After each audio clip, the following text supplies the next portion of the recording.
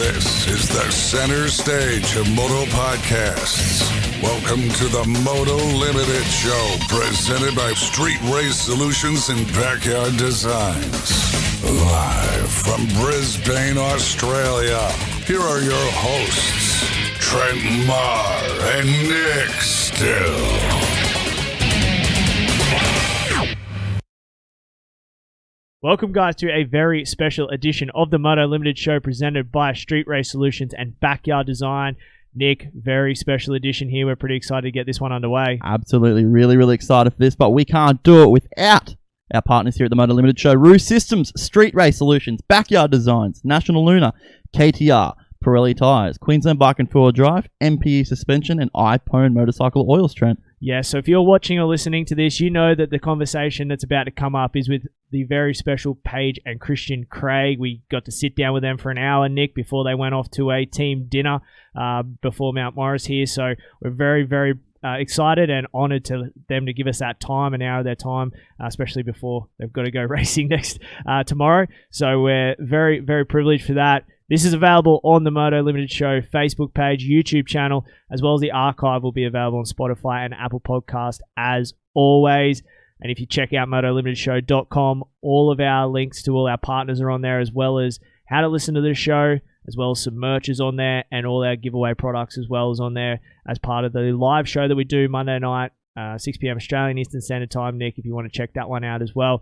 If you haven't already listened to that, go and check it out. So that's what we've got coming. So check out motolimitedshow.com. But Nick, Paige and Christian Craig, we pre-recorded this. We're putting the intro at the back end, but it's a pretty cool chat. Absolutely. Both of us massive fans of Christian and Paige, both of social media and obviously a motorcycle racing and sort of the vlogs they create. So big bucket list item, I think, Trent, to have a conversation and just dive a little bit into the career. I think Christian's story is left untold way too many times, so it's cool to bring it back up a little bit. Yeah, and I mean, we only had an hour with him. There's so much that we missed out on, Nick. We're hoping to maybe get him back on again for a little bit deeper dive when they got some extra time to go through some other stuff that we missed. But good little 1 hour chat with them. It was very insightful. We got a lot of information that we didn't know, and probably people out there didn't know as well. So that's enough from us, Nick. Let's get to our interview with Paige and Christian Craig. Let's do it.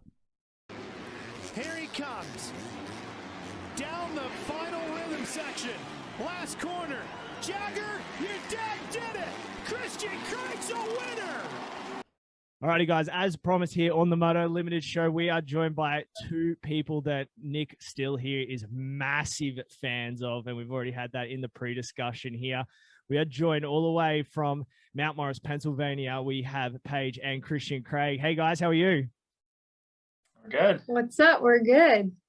This is a big deal for Nick, as we discussed earlier on. He's got a list of notes of things, and he's like, we've got an hour with them before their team dinner, and I'm like, well, you got a lot of notes there for an hour's worth of content. Oh, dude, the more I kept digging, I was just like, I don't know where to start or where to stop. So, where do you think we should start? Well, let's start at the beginning. Obviously, Christian, one of the highest profile riders we have in the sport right now, and starting with where you grew up riding in Southern California. Your dad was obviously a really quick pro rider back in the day that, I go back and watch that early 90s stuff. 94 Tampa. Oh, it's so cool watching it.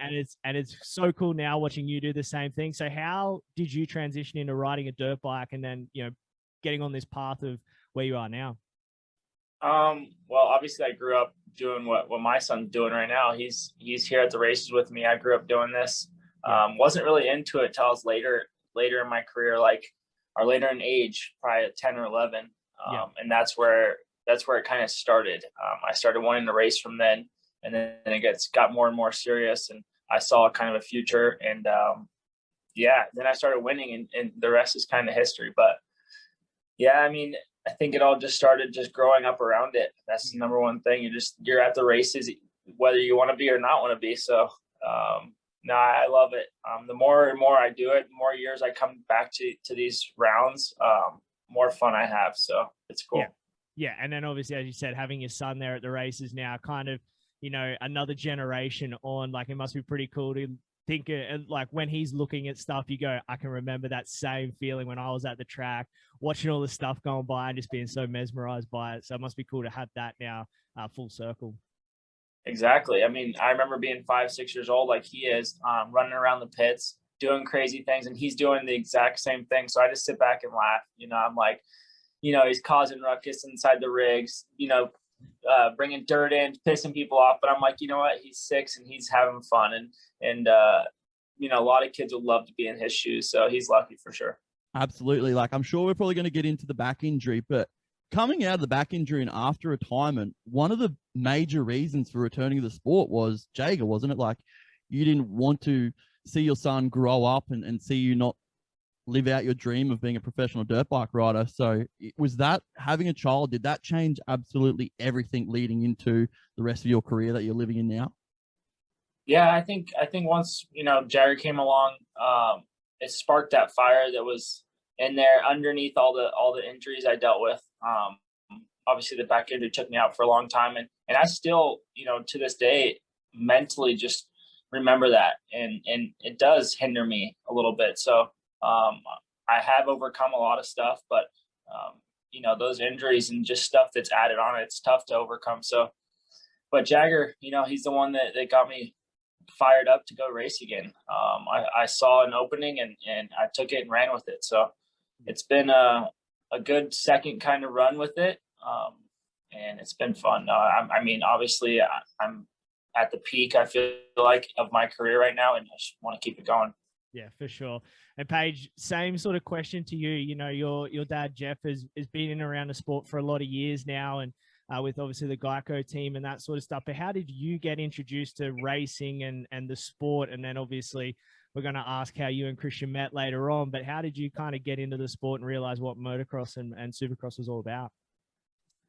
My dad started the team. I don't even know. Do you know how old I was? No, early 2000s, I think. Yeah. That Yeah. came along. So like, I feel like my whole life I've like been around it, and it's just been like normal. Like, it was never like any kind of like royalty or like it wasn't like cool at all to me. Like, that's just like what we did. Yeah. Like, I would like miss school dances like at school to like go to Anaheim with my dad. And like, I just like love to do that. Like, just like spending time with like my dad. So it's just crazy to like live out, like my dad's riders were always like big brothers to me. Yeah. And because like we were all like, that team was like so close. So it's crazy to be like part of that, like in a new way now, like, because now obviously Christian's a rider, so I'm like experiencing it from like a different level now. So it's cool. Yeah, that's super cool. And then obviously, as Christian was alluding to, having the kids there and floating around the races, you can kind of relate to that in a sense as well. As you were sort of young and, as I said, missing school dances to go to the races, you can kind of see it from their point of view as well, being around the trucks and the racing. Yeah. Obviously, dad race and do his career. Yeah, exactly. It's super cool to be able to experience it through like two different perspectives. Well, like you were just saying, always loving to go to Anaheim. Anaheim 2, 2012. Is that a year that's going to be a lot more special than any other year? Is that the year? Oh, yeah. I forgot about that.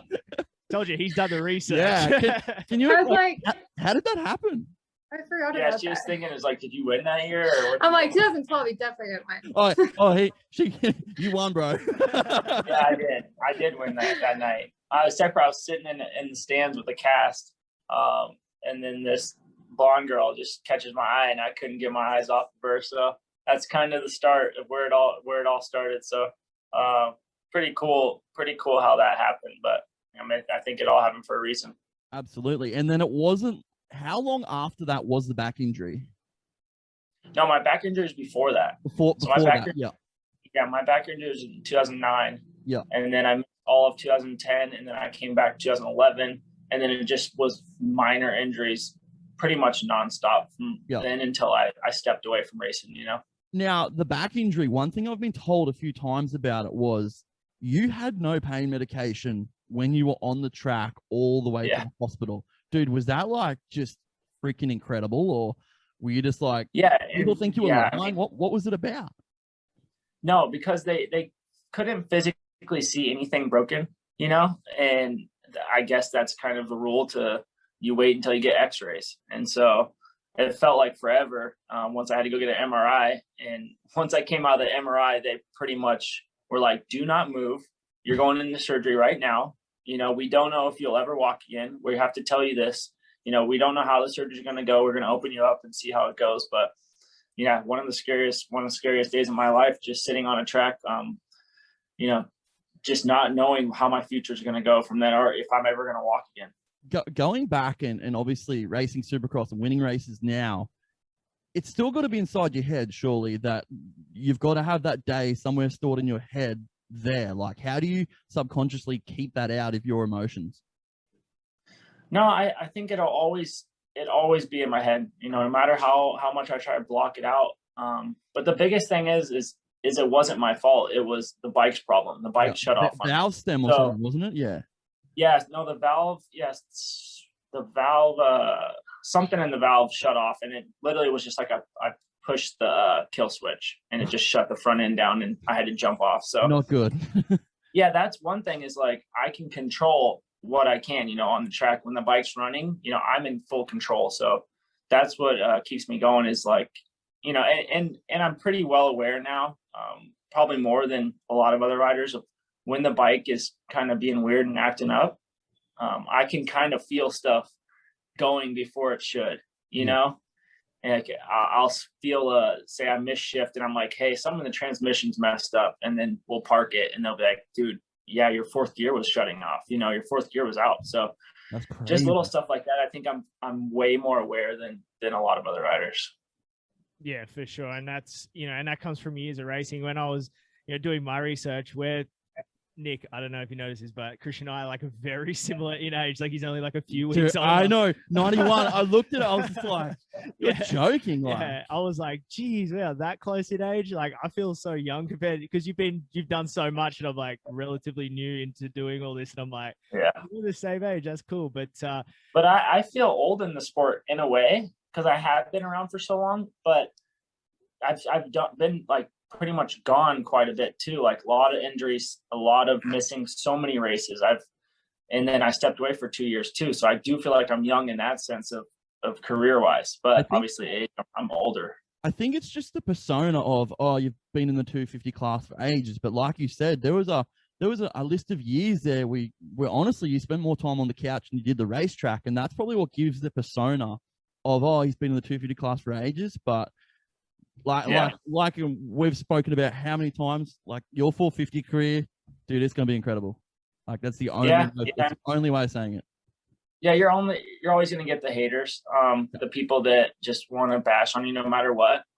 So you can't win it all. I'm just happy that I'm racing, whether 250 or 450. So I'm going to, you know, do what I can and try to win whatever class I'm in.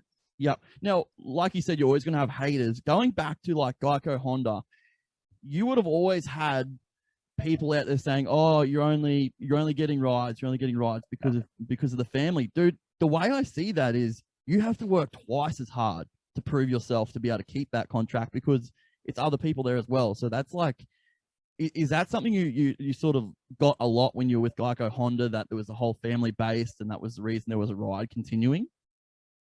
Yeah, and I think it bugged both of us quite a bit early on. But after a while, you're just kind of like, yeah, you know, look at my results. You know, it's not like I'm just squeaking into the main events and going, you know, barely in top 20. I'm on the podium. So I've fully earned the ride. But yeah, early on when I did get on that team, that was a pretty big deal, and just trying to block that out, obviously. Yep, absolutely. Yeah, I want to talk a little bit more about your career, Christian, and Nick's got some family stuff he wants to get into with Paige, that's for sure. But my biggest thing, and you guys probably can both answer this, but 2016, that year, I feel like, especially for me, I was a Christian Craig fan before, but then I was really like, man, Christian is the real deal. That's, you know, obviously you get your first win at Glendale, Anaheim 2, you battle with Cooper in that insane battle that still, I went back and watched it this morning, and I'm like, this is epic, dude. Like, you don't even see racing like this anymore. But I feel like that was the breakout for you, where you sort of put yourself, as said, you know, going off the back of what Nick said, this is where you're like, yeah, I'm meant to be on this bike. I'm meant to be on this ride. And you sort of proved it to yourself. Yeah. So just explain that sort of period where it sort of felt like from the outside looked like it just clicked and everything sort of come together. Yeah, I think that was all just bottled up for so long and got hindered by injuries and just me getting burnt out in a way. So finally to have that breakout ride, that was years in the making. And I knew when I was in Minnesota working construction that was possible. And that's what kept, firing me up, is like, I can do it. So to finally get that off my chest and just get that first podium, and then I kept the ball rolling, got my first win. Man, I mean, that's what I've been working so hard for. That's what I dreamed of when I was a little kid. So yeah, it's awesome feeling for sure. One of the things I sort of take from that win, and I don't know if you remember this, Trent, but Ralph Sheehan, when he was talking about Jagger, he's like, Jagger, your dad did it. Like, I still cry when I listen to that. Like, that's got to be like really, really special to the both of you, obviously, because that's so much family orientation right there. And like, that's what the commentary broadcast team is sort of delivering to fans. And that's sort of something we've got to watch with your YouTube channel. So hearing him say that, dude, that's like one thing that sort of stuck in my head was, Jagger, your dad did it. Like, it was just, yeah, for you guys, that must be just like speechless. I wouldn't be real good hearing that, to be honest. Yeah, I think I've watched that, over 100 times, and it still gives me chills. But yeah, I mean, it's pretty cool feeling. It's just obviously a bucket list and something, like I said, you dream of. And so when you finally accomplish it, it's a feeling like no other, for sure. Yeah. I mean, I have 2 kids of my own, and I mean, I'm on a lesser scale than what you guys are working at, but when you do succeed at something and the kids are there, I feel like, and I mean, we kind of seen it with Roxon this year as well, when he got his first win with his young guy. It's a whole different ball of emotion that hits you. Like, it's not about you anymore. It's about the kids and about showing them that, hey, if you put your mind to something, you can achieve anything. And having the kids there now and doing all that sort of stuff. I mean, explain that difference in emotion. And even for you, Paige, watching the kids see, Christian do so well and watching their excitement must give you, goosebumps every time. Yeah, it's so cool. And like, Jagger's now like super into it. Like, we'll watch practice and he's like, what's daddy in practice? And like, he watches like the whole race with me. Like, he's watching every lap. Like, he's not just like dinging around with sticks anymore. And then Lenny doesn't really care. Yeah. She just wants trophy. So like, we left her this morning.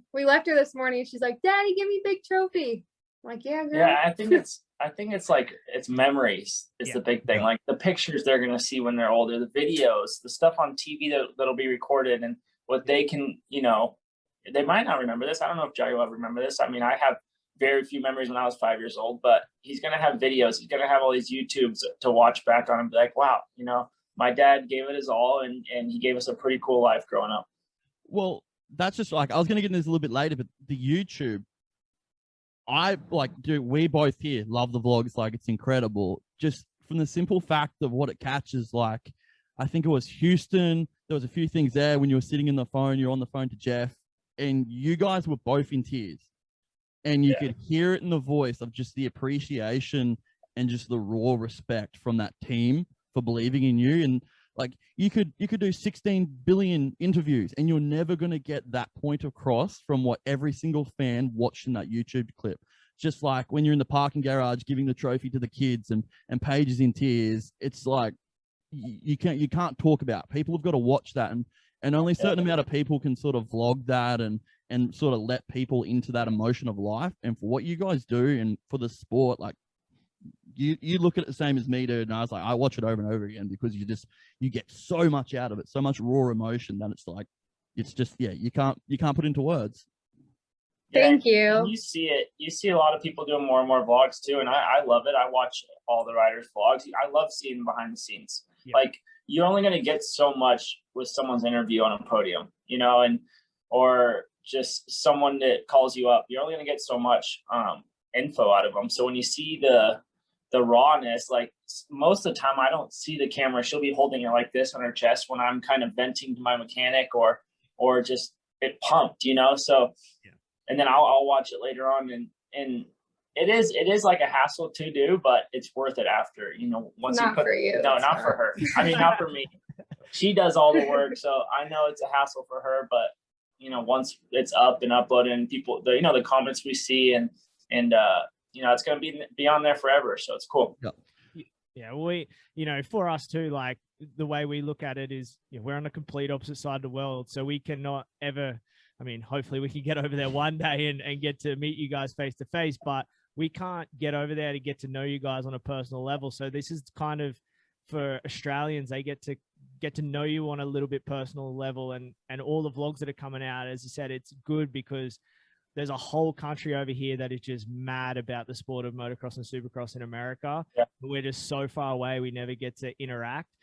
So having that it helps, and that's why Nick says we're massive fans. Firstly, because that's the only way we could ever get the the knowledge and get to see that. Now we're fortunate enough to do this and have a conversation with you, but beforehand it was like that's the only way we can get any communication. So it's super rad, and I mean, you guys have hit a lot of very personal points on that as well, and really opened yourselves up and talked about a lot of things that needed to, that some people just sweep under the rug and not discuss. You guys went out, said this is how it is, this is how it all has happened, and it gives people more of appreciation for how much effort and time and energy goes into what you guys do as well.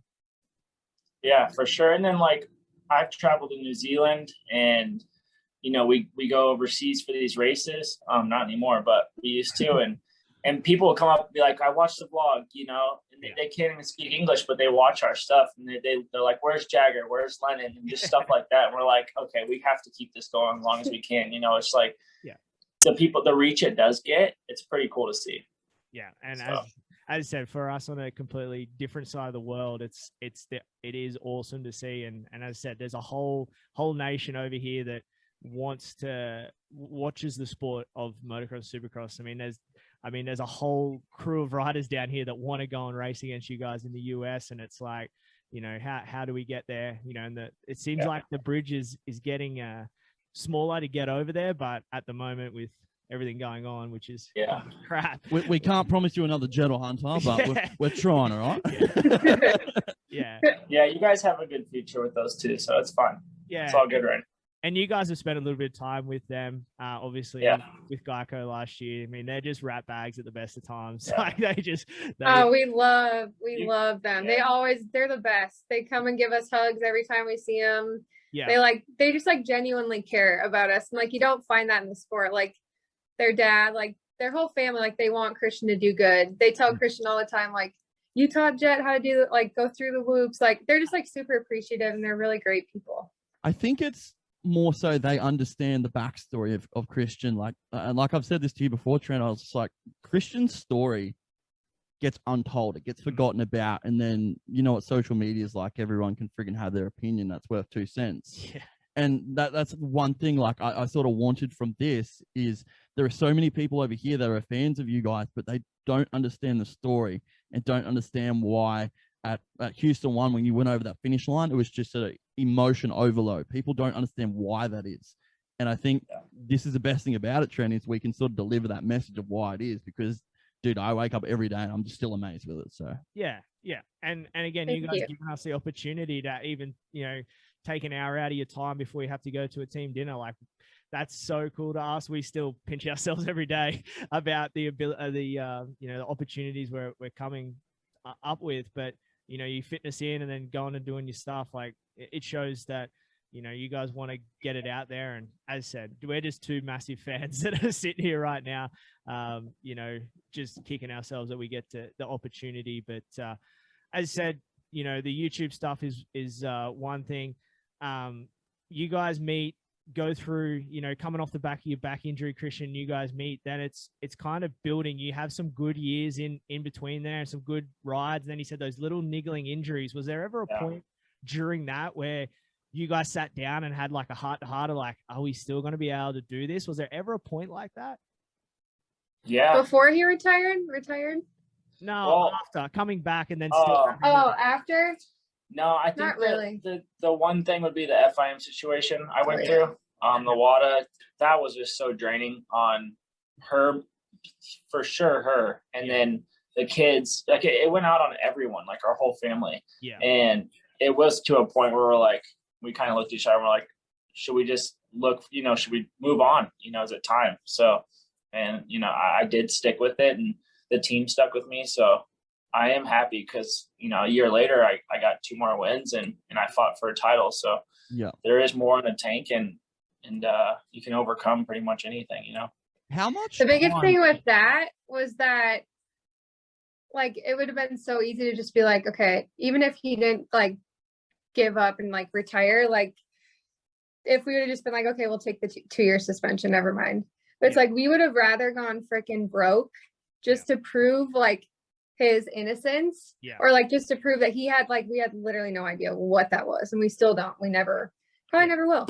That we would have rather done that and like go out trying than anything else. Yeah, and I mean the hardest part of that, and I mean you guys have touched on this, and you've said it before, Christian, in other interviews, is that it's more that people think that you cheated and you didn't. Like there's no you can't find where it came from. There's a trace amount in the and that's probably more what hurt you guys as well, is the reputation of he cheated, and you're like, well, I didn't. There's like, it's the trace amount, so he's come from somewhere that I have no idea. And I mean, most of the situations, I think Brock's is very similar as well, in that where don't know where it come from, but now you're tarnished with that reputation, which is unfair because as you guys have proven that it wasn't like you were taking anything. And that's again, I think that vlog you guys did during that period and put out after that really hit that home of like why you fought it, and getting the result you guys did was like,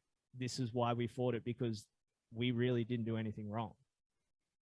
And it's crazy, like they don't know, like I don't want to say they don't care, but like we got to Switzerland and they were like, all we were asking was for him to like get released for the Supercross season, which was like only a couple months. Yeah. And it was only like a couple months like before his 2-year suspension or something. And we got there and they're like, well, when does the season even start? We're like, how do you not know when the season started? Like, and you've done this to us, like our family, how do you not know when the season starts? And then that's why it was so quick. They're like, oh yeah, it's no problem. Like he can start in January. I'm like, we were so grateful and happy, but it's just crazy, the whole system. But hopefully Christians was like a lesson to them to kind of like have some kind of better system in place for these guys. Absolutely, for future. But how long of notice did they give you to even show up in Switzerland?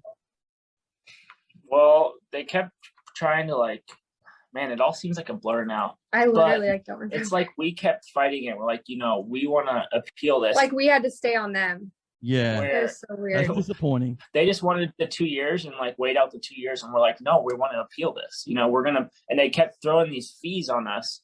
And we're like, no, we're going to pay that fee, which is some ridiculous amount. And they're probably like, oh crap. So he's pretty serious about appealing this. Oh yeah. We kept having to pay like $5,000, or something like that.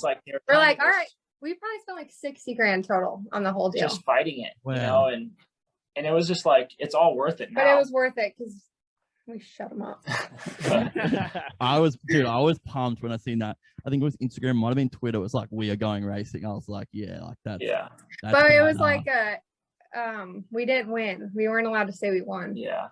We agreed with them or something, which is true. I mean, but to us, we won because he got to go race, so it was worth it. and as you say, Christian, then you got to go out and put some more wins under your belt and have a semi-successful season.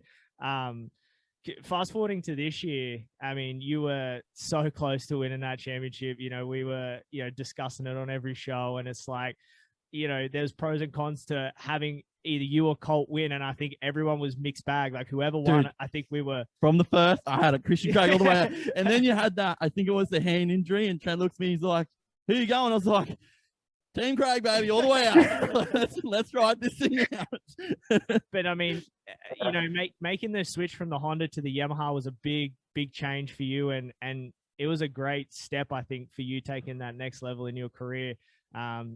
Especially coming off motocross on the Honda the year before as well. Like I feel like you've really started to put this back to back, and unfortunately that leg injury put you out at the second to last round. But man, it's been a solid couple of years so far. Yeah, I mean, when I signed that deal last year, at the end of Supercross, I knew it was like, all right, I have to step up and produce wins. I have to be in this title hunt. That's what I'm expected of, and if not, I'm going to get kicked to the curb pretty much. That this team is pretty straight up. They're going to tell you when you suck, and they're going to tell you when you ride good. So yeah, I think that's the biggest thing. I was held very accountable and put on a pretty strict program, which I always trained hard, but I never had the trainer where he pretty much records every single thing I do, anything I eat. It's to the T of training. So fully believe in that. And then obviously it paid off in my season, and I fought for the championship. It came down to me and Colt. And I think at Salt Lake, I wanted it so bad that I almost got ahead of myself. Like I was so fired up inside, and I could see that number one plate hanging in our, in my trophy room. I'm like I was literally imagining it. And I think I just got a little too ahead of myself and just miscalculated a rhythm section right there. That was the end of that. So yeah. I still accomplished a lot more than people thought I would. And I have another chance to do it next year. Yeah. Well, that's that, and goes back to the vlogs as well. Like, dude, getting off crutches onto your motorcycle to go ride the heat race, like, how? like you've got to know in your head that, wow, this hurts. It's just like, what were you just feeding on adrenaline? Was it just, how do you do that? I think in my head, I just had to try. I'm like, if I could fit this boot on and just get on the bike, and maybe it won't hurt as bad, and I can kind of put a lot of pressure on one side. And as soon as I hit the first jump, I knew. I'm like, this isn't going to work. I'm not going to roll around here. So let's get off and head home and get surgery. So yeah, it wasn't a big injury, but it was enough to, I couldn't suck it up and take enough Advil to make it work that night. Yeah. Well, after surgery, it was 17 or 18 days and you were back riding the motorcycle. Is that right? Yeah, I think 17 days after a plate in my leg. So that's nutty. I mean, not ideal. I mean, it's 6 to 8 weeks. It's a 6 to 8 week injury, and I had a timeline in my head. I wanted to ride at this date, and I wanted to, make round one at Paula. So I put that in my head, and we made it happen. So luckily, it's getting better. It's getting better now. It still bugs me. I'm having to tape it every time I ride, and just stuff like that. But it's only going to get better from here on out. Nick, that night though, in that practice and qualifying, I wasn't good. I wasn't good. That whoop speed you were showing that day, like as you said, you were definitely seeing that number one plate. The way you went through that whoop section, I was like, it's not humanly possible to go through that fast. And I mean, I think they've pulled sector times, and you were quicker than anybody on the 250F, and I'm like, that is ridiculous to be. And the weeks leading up to that, me and Colt ride and train together. Yeah. And I was literally just having the best weeks on the bike, off the bike. I was so confident in myself. Like I said, I think I wanted it too much, and I wanted it to happen too much, too fast. And man, he was just patient with it. He let it come to him, and I tried to force it. And unfortunately, that bit me. But I was the guy that was chasing that red plate, and that's how it goes sometimes. Well, this sort of another question I got is, how do you go with this Paige? How do you sit there in the stands and physically have to watch this week in and week out? Is it just an emotional roller coaster, or do you not want to watch the track? Do you watch the score tower, or how do you get by? I think it used to be really bad, and now I'm just I trust that he knows what he's doing. Yeah. Minus that night. I think she knows. She knows. The day before, heading to the track, she knows how I'm gonna do. Just really? My demeanor, or it's weird. She'll know if I'm gonna have an off day or it's gonna be a struggle. She knows it before it even happens. How are we looking tomorrow, Paige? How's he gonna go? It's not. It's too early. It's too early. Is it an after dinner thing? It's morning when I wake up, if I'm grumpy and I'm crabby or what. That's no, but I don't know. I feel as much as I get not annoyed, but like when I do the vlogs, I'm just like, oh, I wish I could just like be in this moment. Like I wish I wasn't having to film it. And like we go through moments and I'm like, shit, I need to take out the vlog, you know, because I want like everyone to be able to see that. Yeah. But it kind of distracts me too, which I feel like is good. Like his crash, did I get it recorded? Oh. No. Okay, so that was practice. So I'll get like a couple of his fast laps recorded, and then I'll like turn the camera off so I can like watch him. Yeah. And then but yeah, when he crashes, I don't know. I always just assume the worst, honestly. It's really bad. So when I saw that like he was able to like walk and like it, I don't know. I feel like that one wasn't that bad. No. And like I was just so proud of him. Like, it's okay. What? My first impression when I saw it, I was just like, I saw him get up and I was like, he's okay, it's all good. Yeah. And then he started like sort of stumbling a little bit and sort of getting his breath. Must have just started coming to him. I was like, not good, not good. Yeah. And I just like remember like this year was like unreal for him. So although it like sucked, like you have to remember like how great of a year it was, and he got like 2 wins, and we didn't know if he would ever win again, you know, after like the FIM thing. And just I don't know, you just have to look at it from like a positive perspective, or it'll just kill you inside. Well, going back to sort of when Geico split up, there would have been weeks where you were sitting down together going, what are we going to do? Like, how soon after the Geico breakup sort of did the Monster Star Yamaha deal come up? Like, how were those weeks of, were you going to be planning to go privateer? No, it happened beforehand. It did happen beforehand, didn't it? Yeah. Yeah, so I was pretty much told that I wasn't going to have a ride at Geico because they had amateurs coming up, and you know I didn't blame them. I didn't have the results that they expected, and luckily Bobby Reagan gave me a shot and signed me. So this was all done before we found out about Geico stepping away. And so I mean, it's easy to look at it and be like, oh, he knew it. That was all happening, so he jumped over there. But you know, but Bobby has been trying to get him for like 3 years. Yeah, he would like anytime we would walk by Bobby, we're like, oh no, here he comes. Because he would come over and be like, hey Christian, you know, whenever you're ready, you know, come over here to Star. And I'm like you can't leave my dad.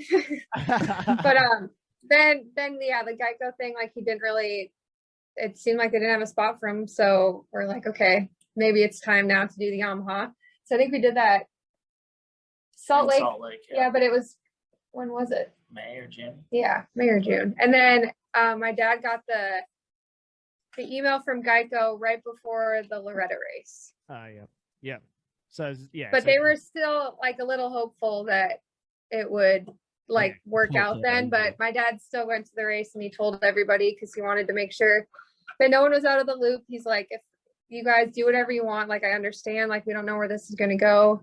So that was cool. Like everyone knew what was happening, but we didn't know it was going to be that bad at the end. I don't think Christian could have gave them a better send off than the final round of Pro Motocross last year. Him pacing him going 1-2, like that was just like a massive FU to Geico. Like this is what we can do. So that was something that I remember I was watching. I was going, that's like, I don't know if it's just calm. It was just calming to see. I was just like, that's cool that they finally sort of. And it was like Jet and Joe, right? Yeah. Like literally the whole team killed it that day, and it was like the team's gone. Are you kidding me? Like they just went 1-2 and 1-2 on another one, you know. So it's like, geez, it sucks, but with such a big sponsor, and we're not that big of a sport. You know, they're not going to really see that, unfortunately. But a cool story after that night, like so all the 250 teams are like, you know, they're rivals, and like PC is one of like Geico's biggest rivals for years. And after that night, Mitch like went over to my dad and he's like, what can I do to like keep you guys? Like, what do I have to do? And it was just, it was so cool because like stuff that like nobody would know. And I don't know, I just think that's like super, super cool. And I mean, it's one of those legacy teams too. It's been around for such a long time, as you said. And he understands. And you know, Mitch has been around a long time too, and can understand being a self-owned team going, hey, right, what do we and we can't, you know, continue to lose teams in the sport either, because that's just you're gonna hurt it. It just looks bad on everybody. It's unfortunate, but I mean, it's a super cool legacy that you know your dad and Ziggy and the whole guy, you know, Factory Connection crew put together there over those years. I remember the first team when LaRocco sort of came out on that, you know, on that factory. Jack in the Box Honda. Yeah, dude. I was like, it was so cool. And then, then having Wyndham there for a lot of years. Do you remember much of that Paige, like the early on stuff, like of how it sort of started off as just little and then it sort of grew into what it became there towards the end? Like, do you remember much of that early on stuff? I remember all of it. My first like memory with like the team is my dad got a motorhome, like a gray motorhome with a black number 5 on it. Yeah. Made in Minnesota. I'm from Minnesota. So he got it made like at just like this local place, like got it all like custom. And I just like remember going in, I'm like, this is so cool. Like this, like RV, like it's going to be at the races in California. I just thought that was like so cool. But yeah, I remember all those times. And it's like, it's so cool to like look back on and realize how lucky I was to like experience that on that kind of level. Yeah. Cause that's, as I said, like for me, like I've been a massive fan of that team. Like I remember one of my 08 Sierra 450 I had like the race team kit, like the same kit, because I was like, I just love the team so much. I think it was like Torco Oils year or something like that. Yeah, it was too. Yeah, that was sick. That was the sickest bike ever. So I remember I was like Torco No Fear, I think. Was it No Fear too?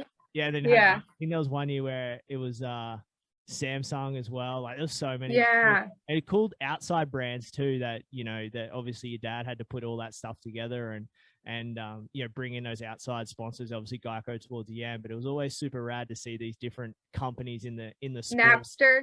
That was a cool one too. There's so many. For so sure. I mean, it's a cool a cool thing, and unfortunately it's gone, and hopefully one day we could hopefully see it back. But it's one of those things where you need those sponsors in the sport, which unfortunately seem to be disappearing, not coming in. So there's plenty of conversations could be had about that. That is for sure. I mean, one thing we got to touch on, Nick, is obviously we got to congratulate you guys on. It was next on my list. Yeah, I beat you to it. Expecting your 3rd child. 3 is that's a lot. I got 2, and I'm like, I've done it too. So, congratulations on that, guys. I mean, that's thanks. Pretty cool. Pray for us. The more challenging thing is, dude, they are moving across country. Yeah. While being pregnant with their 3rd child. Like, how are you guys dealing with that? Like, obviously trying to sell the house that you have in SoCal. Have you purchased property in Tallahassee, or where are you at with it?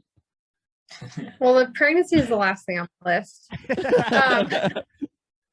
But yeah, we just sold it. We put our house up on the market, and like the next day we had 30 showing requests. So that thing's already sold. Jeez. That's and now I'm just like trying to find a house in Tallahassee and trying to find Jagger school and trying to find someone to push a baby out, but I'll figure that out. Someone's got to catch it eventually. So that's like the last on my list. There'll be someone at the goat farm with capabilities, I'm sure. Right. There'll be something. So yeah, it's a lot, but like you have to life isn't always going to be like this. And you just have to enjoy it. Like it's a really cool opportunity. And like, I don't know. You just have to enjoy it. Yeah. It's cool. And I mean, the other thing too, Christian, is obviously signing your deal for the next couple of years with Monster Star Yamaha. So he obviously showed a lot of, a lot to Bobby Reagan this year, saying, hey, I can do this. Give me some, another opportunity. And he's giving you that and the 450 ride in the motocross too. I mean, that's got to be a big weight off your guys' shoulders for the next couple of years going, we know where we're going to be and we can really concentrate now. We're not sort of thinking about what's going to happen. Well, it is just a 1-year contract. 1-year option. Sorry. It kind of sounded like they kind of made it sound like it was 2 whenever they like posted it. Yeah. But it's just because it was 2 contracts. It was a 250 contract and a 450. So it was like 2 separate ones. Yeah. But yeah, if like he does certain things, he can get like renewed and stuff. But always looking at the glass half empty, just to prepare. No, it's good. I mean, it's awesome to see. And Christian on the 450 so far, starting off with coming off not much preseason riding in motocross, coming off the injury.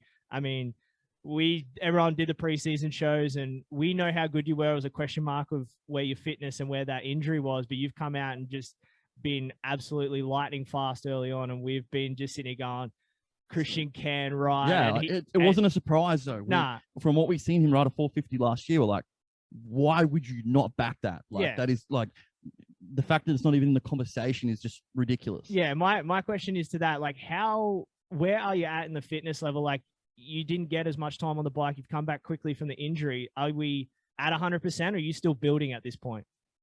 I think I'm close to 100%. I mean, practicing, there's the racing. Obviously, I need to get better with starts and stuff like that. But I'm battling with the group of guys that I expect to be battling with. Yeah.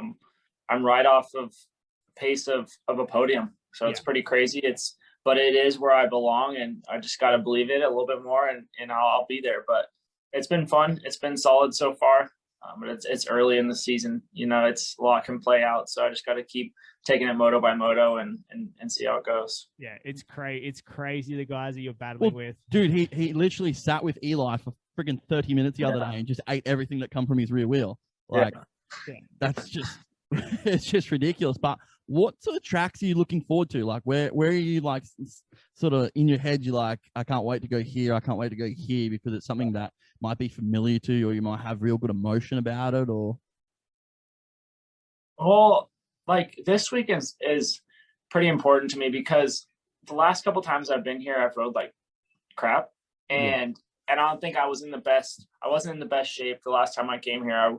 I was dealing with the injury the 2 years ago. So this is like, it's almost like things I want to check off. Like, I want to ride good here. I know I can. This dirt kind of suits me. It's a little harder packed underneath. So those are the things I'm looking at. It's like, I want to go to these tracks and do better and have a good feeling about it, instead of, oh, I came here last year and sucked. And, you know, I want to change that. So that's more of the thing I'm looking at, is trying to better my results at the places that I usually struggle. Yeah. I mean, he had his favorite track. Parla was the first round. He lived in 20 minutes from the track or whatever it is. So you'd be looking forward to that finale at Parla as well when we get back there. But you'll be an East Coast guy soon, so you'll be definitely used to the ruts and the bumps of the East. I know. I need it though. I need to get used to that rutted Supercross stuff. I struggled in Indy. When the tracks break down, like in Indy, it's just so soft, and I'm kind of feel lost out there. So I need to get comfortable with that stuff. So I think this is gonna grow. It's gonna help me grow with those tracks and the stuff that happens in the main events, you know, stuff like that. So I am looking forward to this. I think it's gonna take me to another level that I do need to get to finally bring home a #1 plate. Yeah, and again. You say you were in Minnesota, you work construction when you had that, you know, retirement period, but you've been a SoCal guy most of your life. So it's a pretty big transition for you to head east and to move everything over there. Like, that's, you know, a big step in your career. And as you said, hopefully it brings home that #1 plate. And I know Nick over here, he's going to be riding that all the way. Hey, dude, I made a bet, like, with so many people with, like, my favorite riders. If they're ever intention of winning a championship come Vegas or something like that, the rule of thumb is I go there. Yeah. Like, Savachi's really fucked me a few times. So, Christian, can you just make it happen for me so I can get like a happy trip in, and, you know, it'll be just a celebration. So we can make that happen. That's the plan. Cool. That's the plan. No, I'm excited. It's gonna be a big change for us. We lived in Florida for one summer, and we loved it. You know, the heat was ridiculous, but we loved it. We loved, it was just us and Jagger in a little apartment. And we're like, I think we could see ourselves living here one day. And, you know, 5 years later, we're actually moving there. So I'm excited. Yeah, with a couple kids. Is Jagger pumped about it? Like, does he sort of understand? No. Oh no. California is hard to beat. California is really hard to beat. He just likes his school, like his friends. So, but he makes friends with the wall, so he'll be fine. Are you planning on flying Carson Mumford? Is it are you planning on flying him over? Like, is he just going to be like the he's next already part pretty of the family? sad. Yeah, he's already pretty sad about I'm pretty this. sure he's probably already cried. When I told him that our house sold, he's like, no way, and he was sending me all these old pictures of us. I'm like, we're not dying, it's okay, we'll fly you out. I love watching him on the line with Jagger. Like, whenever Christian's away or training, it's like Carson's picture there. Dude, is so cool to watch. He is like a little brother, our big brother to them, you know. It's cool. Yeah, I mean, you know, obviously he's going to be the third generation. You see, he's been doing some racing and some riding and stuff like that. Are you just kind of like, whenever he feels like it, just let him go? You're not pushing him into racing or anything like that? Or is he pestering you guys to go to the track and go race and go ride? No, not yet. He's always going to have a dirt bike in the garage. Yeah. But he's not fired up about it. He'd rather go golf right now, which is fine with me too. So send him with Jag. It's funny. I'll take him golfing every day if that's what he wants. But there'll always be a dirt bike, and he's always going to know how to ride a bike. Yeah. You know, that's going to be the thing. Like, whenever he wants to go with his buddies, he's going to know how to ride and be safe. And you know, maybe he'll take off one day, but we'll see.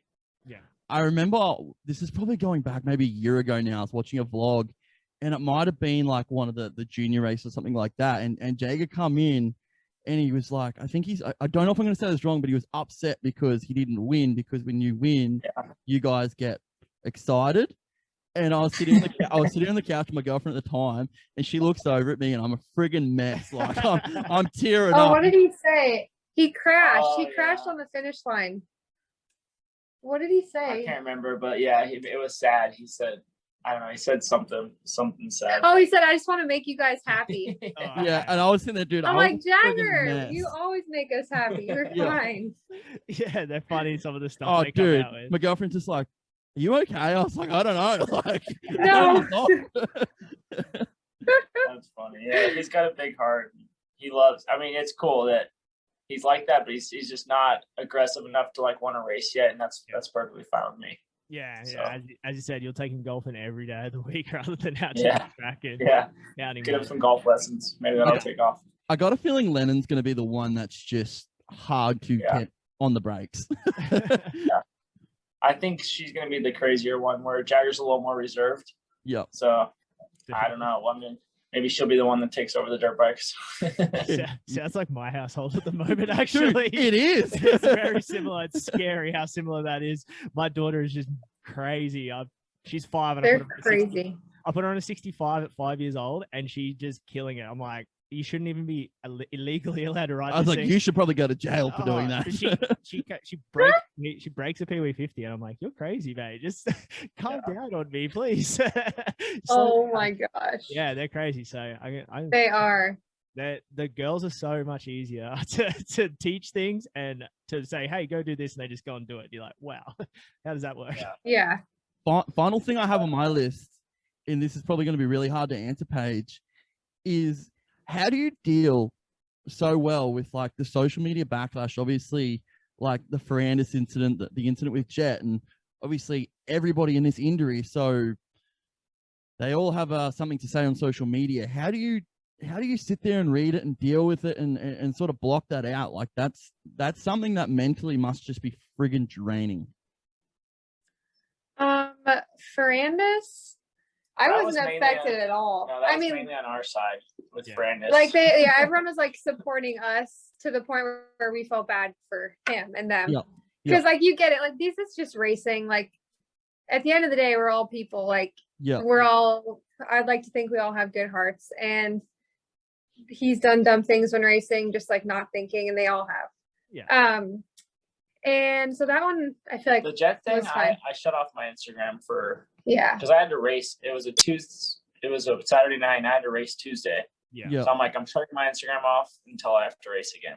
You know, but we knew with Jet we were fine, like because Dazzy, his dad, he called my dad like that night, and he's like, oh my god, can you believe it? Like what everyone's saying, like their bar's just locked. My dad's like, I know. And then here I am, I'm crying probably and just like blocking people. But like Jet, him and Christian know more than anyone what happened. And I don't know, it just sucks like when people think like you're a bad person, I guess. Which is what like sucked about the Ferrandis thing too, is because like like he's gotten people were mad at you for something with Joey Savacci in the loops, like that some people are still mad about that in like 2016. But I don't know, people are just, they're crazy, and now I just block them. It used to just like bum me out, and I'd like talk back, and I just block them. Yeah, you have to, because I mean, there's some people with some takes where you're just like, what planet are we all sitting on here right now? And you never check Vital during those moments. I'll see. I'm like, we're not. If I ever need to feel good about myself, I go on Vital and I just read it. And I'm like, dude, where are you? Like, which planet are you freaking on right now? Because there are some nutty stuff. They're like facts they know. I'm like, oh my gosh. Like, Christian knew about the Geico closing. Like, and they have all these facts. I'm like, oh my God, you guys are so lucky I don't have an account. Yeah. Well, that's like your social media page. Just keep doing what you're doing. Like I think it was you're at the car wash and Lennon must have locked the car or something, and you had to. The story from that day, I was in friggin' tears. Like it was that funny. And then it must have been. Did you have eye surgery? Is that right? LASIK, yeah. Yeah, that's it. Your tweets from that were just, I was in tears. I was like, I'm thinking about Christian, who's like had the nuttiest like back injuries and just decides to get up and start walking. And then I read your stuff, and it is literally the funniest thing ever. So keep that up for sure. I love it. Thank you. I gotta be dramatic. Yeah, bring the drama. That's for sure. Well, guys, we appreciate you giving the time. We better let you run off to do the team dinner and that sort of stuff. And as I said, we appreciate you giving us the time. We'd love to have you guys back on again, and Christian, you on as well. And I mean, as we said, we've got about 5 hours worth of notes for you guys, and we've kind of skimmed across some of the big stuff we wanted to hit on. But if you guys ever got the time, we'd love to have you back on and sit down and go through some more stuff with you for sure. But we definitely appreciate you giving us the time. Yeah, thank you guys. Thank you. No dramas. Well, we will hopefully, Christian, on the box this weekend. That's what we're all both going with here. So hopefully we see you up there, and we'll be sending through the messages of support if that happens. Oh, no, mate. Press conference tomorrow. Oh, yeah. It'll just, you'll know what's up. I said, I'm a fan of the show. What you guys got going on is awesome. And whoever's listening out there, you better keep freaking watching these guys, because they're doing some cool stuff, man. So